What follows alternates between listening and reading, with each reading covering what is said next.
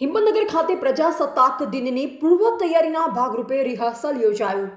સાબરકાંઠા જિલ્લામાં 26મી જાન્યુઆરી પ્રજાસત્તાક દિનની ઉજવણીની પૂર્વ તૈયારીના ભાગરૂપે જિલ્લા કલેક્ટર શ્રી લલિત નારાયણ સિંઘ સાધુની ઉપસ્થિતિમાં રિહર્સલ યોજાયું હતું.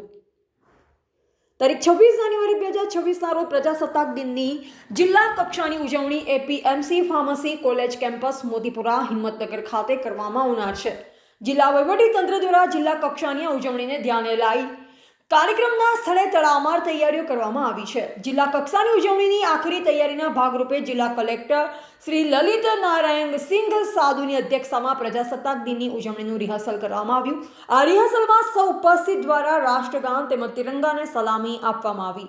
રિહર્સલ દરમિયાન કલેક્ટરશ્રી દ્વારા પરેડનું નિરીક્ષણ કરવામાં આવ્યું તેમજ શાળાના વિદ્યાર્થીઓ દ્વારા વિવિધ સાંસ્કૃતિક કાર્યક્રમો રજૂ કરવામાં આવ્યા. આ રિહર્સલમાં જિલ્લા પોલીસ વડા શ્રી ડોક્ટર પાર્થરાજસિંહ ગોહિલ, નિવાસી અધિક કલેક્ટર શ્રી કૃષ્ણ વાઘેલા, પ્રાંત અધિકારી શ્રી, વિવિધ અમલીકરણ અધિકારીશ્રીઓ, કર્મચારીશ્રીઓ, શિક્ષકગણ તેમજ વિદ્યાર્થીઓ હાજર રહ્યા.